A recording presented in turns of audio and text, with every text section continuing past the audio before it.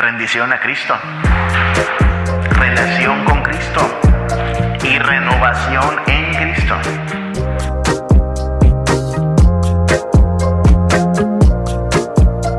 Cuando hablamos de fervor prevaleciente, hablamos de una piedad que es perseverante, hablamos de una devoción que es resistente, de una fe que es permanente.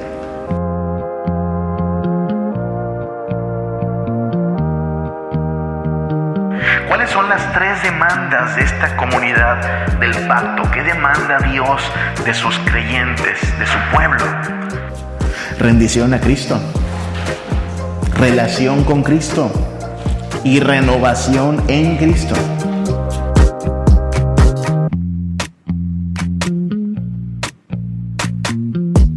La iglesia es la congregación de santos que en comunión, sumisión y deleite en Cristo persevera ante toda adversidad, contra toda hostilidad y con toda fidelidad. Esa es la clase de fe que esperamos que muestre la iglesia, ¿no? Una fe que se mantiene sólida, que se mantiene firme contra toda hostilidad, ante toda adversidad y con toda fidelidad.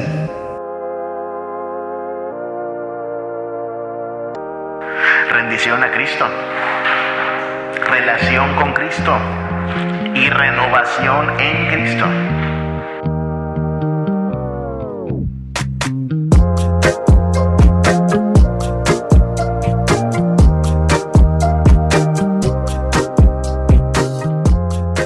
Ahora, Dios nos ha dado recursos para esto, a fin de que el fervor de la iglesia permanezca, prevalezca, perdure. Nos ha dado recursos para que los santos puedan pelear, mantenerse en pie contra sus adversarios. ¿Cuáles son estos? Tres en particular: el mundo, el diablo, la carne. ¿De dónde sacamos estos? Bueno, tradicionalmente los cristianos, los puritanos enfatizaban mucho en esta triada, ¿no? El mundo, la carne, el diablo. Efesios capítulo 2 parece que es un fundamento para hablar de ellos, ¿no? Y Él os dio vida a vosotros, Efesios 2:1, cuando estabais muertos en vuestros delitos y pecados, en los cuales anduvisteis en otro tiempo, siguiendo la corriente ¿de dónde? De este mundo. Ahí está. Entendiendo mundo no como planeta, ¿no? Sino como el sistema de vida ajeno a la voluntad de Dios. La corriente del mundo conforme al príncipe de la potestad del aire. Ahí está el diablo. No que el diablo tenga la culpa de lo que hacíamos, sino que nosotros con todo gusto nos sometíamos a lo que es mentira y a lo que es pecado. El espíritu que ahora opera en los hijos de desobediencia, entre los cuales también todos nosotros vivimos en otro tiempo en los deseos de nuestra carne, nuestra naturaleza corrompida, pecaminosa, caída y en rebelión contra Dios. Entonces, ¿contra qué luchamos? Contra la corriente del mundo. Y por eso la iglesia tiene que mantener una actitud contracultural, hostilidad contracultural.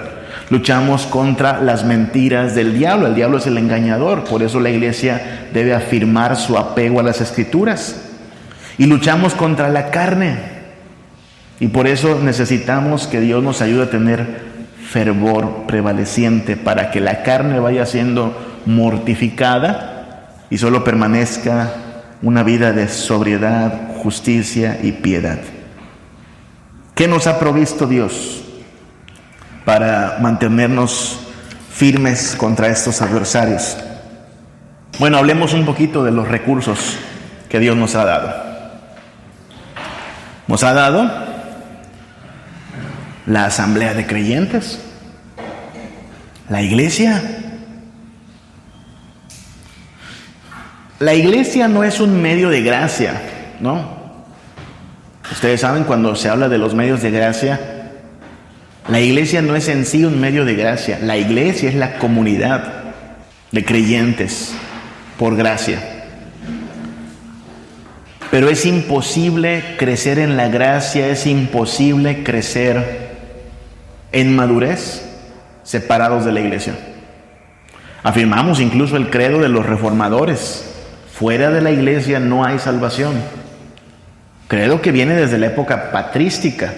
Entendido mal desde el catolicismo romano, pensando que la iglesia es la institución. No quiere decir que fuera de la institución, sino fuera de la comunión, de la relación con la iglesia, no hay salvación.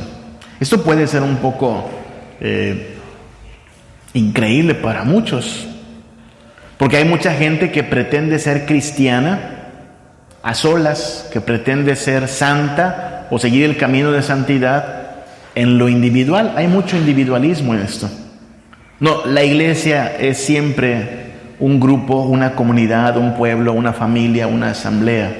¿Y para qué existe? Pues la misma Biblia habla de que nos exhortamos unos a otros, nos amonestamos unos a otros, siempre en plural. Padre nuestro que estás en los cielos, siempre en plural. No quiere decir que debemos crear una falsa comunión, que es algo muy común también.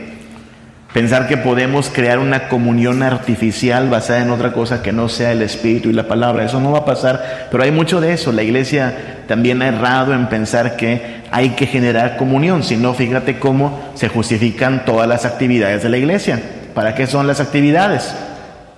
Para la comunión, ¿no? Ah, caray, pero ¿no acaso ya tenemos comunión en el Espíritu? Hermano, ¿qué nos puede unir más que el Espíritu y el Evangelio? ¿Un partido de fútbol? ¿Un campamento? ¿Una comida? ¿Una carnita asada? ¿Qué nos puede unir más que el Evangelio de Cristo? Nada más. No, pero nos falta unidad. Bueno, a lo mejor muchos tienen una idea romántica de la unidad. La idea de que hagamos una pijamada todas las noches como amigos. Eso no va a pasar. Pero es la queja constante en la iglesia. Es que no estamos todos juntos en todo. No, nunca fue el ideal. Incluso hubo ocasiones en que los apóstoles dijeron, mira, ándate por allá y yo me voy por acá, ¿sale? Parece que no nos va bien juntos. Somos hermanos, pero no necesitamos coincidir en todo. ¿Te das cuenta? Pero hay una idea romántica de la unidad, pensando que cuando todos seamos... Es preocupante porque apunta hacia la uniformidad, ¿no? Todos lo mismo. No todos lo mismo. Porque lo que nos une es más grande que eso. Cristo. ¿O no darías tu vida por tu hermano en Cristo? Estamos llamados a eso. Aún si no le va a tu equipo, aún si no es extrovertido o introvertido como tú, no necesitamos una unidad artificial. Ya estamos unidos en Cristo. Lo digo porque de verdad, una de las muchas quejas que me ha tocado escuchar en los años que llevo de tener el privilegio de ser pastor es: la iglesia no está unida. Hay gente que se queja de eso. Nos falta unidad. No, la iglesia está unida. Ya está unida. ¿Te acuerdas? Una fe, un bautismo, un Padre y Señor sobre todos. Eso nos une. Ya de ahí en fuera nuestras diferencias, pues no las soportamos, ¿no? Eso es lo que dice Pablo. Sopórtense unos a otros. Son hermanos, no se anden mordiendo.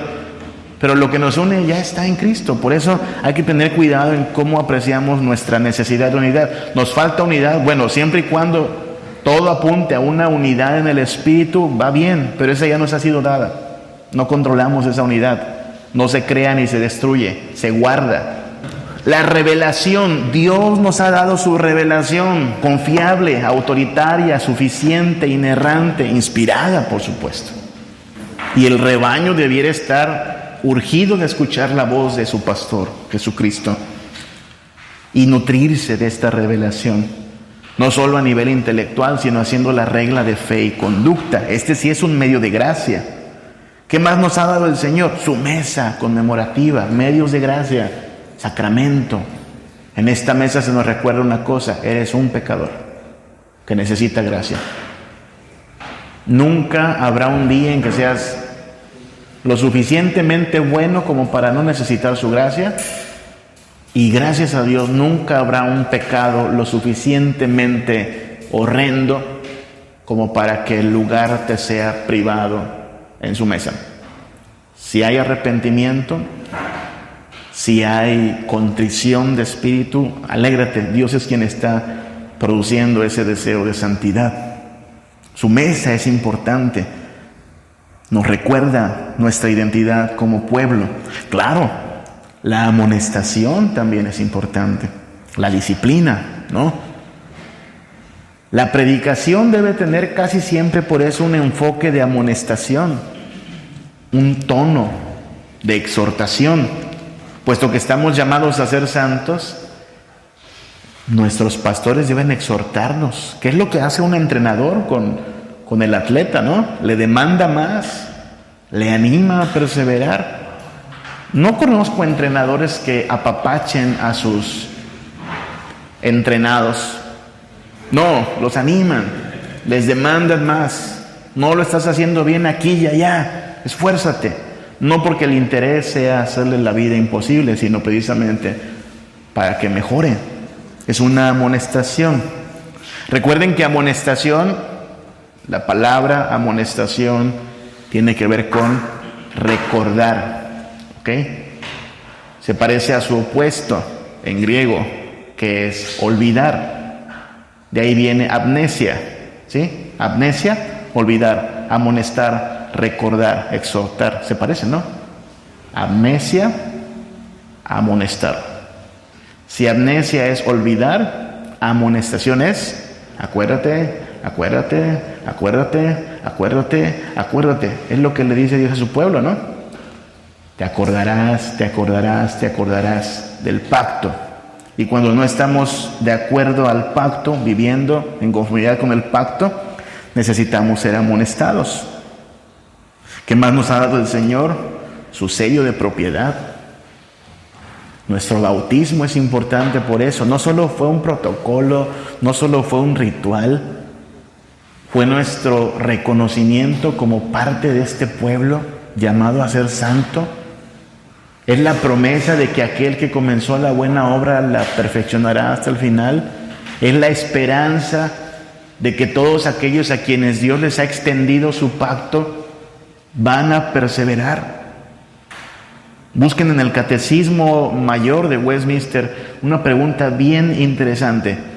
¿Cómo me aprovecho de mi bautismo? Es muy buena pregunta. ¿Cuántas veces en su crecimiento, en su proceso de madurez, hermanos, se acuerdan de esto? Fui bautizado. Estoy bautizado. Dicen que Martín Lutero así se defendía en los momentos de tentación. Apártate de mí, demonio, que soy bautizado. Extraía fortaleza de su identidad como creyente para decir, eso ya no va, morí al pecado. Así es que necesitamos usar estas armas que nos ha dado el Señor. Lo opuesto es dormirnos, lo opuesto es ser negligentes. Y la Biblia nos anima a no dormirnos. Por tanto, no durmamos como los demás, sino velemos y seamos sobrios. La Biblia nos advierte mucho acerca de esto. Primera a los Corintios 10:12. El que piensa estar firme, mire que no caiga. Nadie está lo suficientemente firme como para decir, nada me moverá. Si no tienes cuidado, pueden llegar las sorpresas. Apocalipsis 22:11. El que es injusto, pues sea injusto todavía si quiere, a ver cómo le va. El que es inmundo, sea inmundo todavía. Sígale así, a ver cómo le va. Pero el que es justo, practique la justicia todavía. Apocalipsis 22:11. El que es justo, practique la justicia todavía. Y el que es santo, santifíquese todavía. Es importante esta exhortación, ¿no? ¿Vas bien? Pues síguele así. ¿Has crecido? Pues que no pare. O 1 Tesalonicenses 5:6, por tanto no durmamos como los demás, sino velemos y seamos sobrios. El autor Max Stiles, en un libro que escribió, nos presenta 4 escenarios. 4 escenarios. El primero, en el cual la gente cree el Evangelio. Es un buen escenario. La gente cree el Evangelio. El segundo, donde la gente asume el Evangelio, da por sentado que creemos. El tercero, donde la gente confunde el Evangelio, ¿sí? Confundir el Evangelio. Y el cuarto, donde la gente ignora el Evangelio. Ahora, si bien son 4 escenarios, esta es la caída en picada cuando pasa lo segundo. ¿Ok? Una vez que se asume el Evangelio, lo siguiente es que se va a confundir el Evangelio y acabaremos con una generación que ignora el Evangelio. Asumir el Evangelio es peligroso. ¿Qué es asumir el Evangelio? Pues eso, dar por sentado que como tenemos hermanos de arraigo en la iglesia, que como nuestros chicos están involucrados en las actividades, que como la gente puede repetir la declaración de fe. ¿Han visto eso, no, hermanos? Ya están con toda la camiseta de la iglesia, se saben todo eso. ¡Qué bueno! Pero es preocupante, hermanos, que cada vez este énfasis mercadotécnico aplicado a la iglesia hace que estemos más preocupados porque tengan eso aprendido, ¿no? La declaración de visión y los valores y nuestro lema como si fuera la porra del equipo. Y todos ponen la calcamonía de su iglesia en todos lados porque es lo que hay que hacer, ¿no? Tiene bien puesta la camiseta. Sí, está bien. Pero no puedes asumir que porque hacen eso son santos. ¿Han creído el Evangelio? Ni siquiera con los niños. Les habla a alguien que creció en la iglesia, hermanos. Soy hijo de un pastor. No me dejaron ver a Chabelo toda mi vida porque era domingo. No veía a los caballeros del Zodiaco porque eran paganos. Crecí en un entorno espiritual. Pero asumieron que el hijo del pastor se lo sabía. Asumieron que el hijo del pastor creía. Hasta por ahí de mis 18, 17 años que alguien se tomó el tiempo pero oye, ¿de verdad tú crees? Y me confrontó. ¿No será que has sido hipócrita toda tu vida? Pues sí, el problema es que si asumes, nunca haces estas preguntas y no incomodas a la gente porque se sienten cómodos en todos los programas. Pero no podemos asumir el Evangelio, hermanos. Tenemos que explicarlo, enseñarlo, confrontar con él, decirle a la gente, mira, estas son las evidencias de que tú de verdad eres cristiano. Si no las tienes, lo siento, hay suficientes razones para dudar de tu cristianismo. No eres. Dices que eres. Y formas parte de una membresía que dice que es. Pero debe llevar fruto. Y si no lo hay, caramba, estamos en problemas. Entonces no debemos asumir, porque lo siguiente será que confundimos, porque hay tanta gente creyendo un montón de cosas que suenan espirituales, que suenan motivacionales, pero no son del Evangelio, pues porque se asumió. Y cuando no tienes un referente de cuál es el verdadero, cualquiera que se le parezca, le pones amén y compartes eso en Facebook, en tus redes sociales, y es lo que le dices a tu gente. Y luego lo que pasa es que terminamos pues como Israel, ¿no? Con una generación que no conoce a Dios, que creció sin conocimiento. ¿Cuáles son las 3 demandas de esta comunidad del pacto? ¿Qué demanda Dios de sus creyentes, de su pueblo? Rendición a Cristo, relación con Cristo y renovación en Cristo. Rendición a Cristo. Por definición, hemos dejado de ser esclavos del pecado y ahora somos esclavos de Cristo. Y Pablo dice en Romanos, ¿no?, que así como diligentemente servíamos al pecado, ahora nos presentemos como siervos de la justicia, esclavos de la justicia. Nuestra voluntad está cautiva por Dios, nos hemos rendido a Cristo. Relación con Cristo, relación verdadera. Por ahí de marzo, antes de que llegue Semana Santa, vas a ver una fila así allí en la Catedral de Mérida. Esa es la Catedral de Mérida. ¿Qué están haciendo? ¿Haciendo fila para qué? Para confesarse. Porque ya llegó Semana Santa otra vez y bueno, el católico al menos antes de Semana Santa y antes de Navidad se debe confesar, ¿no? ¿Es eso religión verdadera? No. Cristo es un accesorio allí. ¿Es eso relación verdadera? No, no es relación, es un accesorio. Ahora el problema es que acusamos a los católicos romanos de, ay, míralos, cuando les conviene, ¿no? Se ve que ya es temporada alta. ¿No pasa acaso eso también en los templos cristianos cuando llega Semana Santa y Navidad, hermanos? El pastor y el consejo tiene que decir a los diáconos, pongan más bancas porque se va a llenar hoy.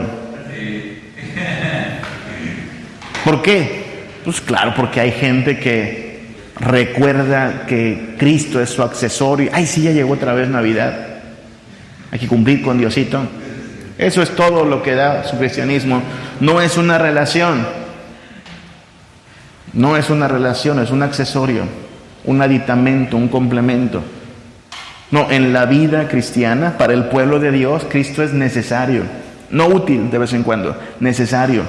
En esta relación de pacto lo que importa es eso, la relación.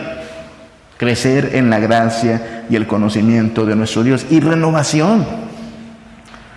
Si el que está en Cristo es una nueva criatura y las cosas viejas pasaron y todas son hechas nuevas, entonces el fruto de esta relación debe ser uno contrario al que producíamos cuando estábamos fuera de esta relación. Ya no en la carne, en el espíritu, ya no en tinieblas, en luz. Si esta iglesia, si esta comunidad no muestra que está siendo renovada en toda su manera de vivir, tenemos un problema, estamos durmiéndonos. ¿Cuáles son las 3 demandas de esta comunidad del pacto? ¿Qué demanda Dios de sus creyentes, de su pueblo? Rendición a Cristo, relación con Cristo y renovación en Cristo. A tus pies hoy me rindo para ofrecer cada parte de mi corazón y entregarlo en adoración, recordando lo que hiciste tú allá en la cruz. Salvador, a ti te doy todo el honor. Salvador, a ti elevo mi canción. Salvador, te agradezco por tu gran amor. Rey de majestad, hoy me postro ante ti, te quiero exaltar. Rey de majestad, con mis manos hacia el cielo te voy a adorar.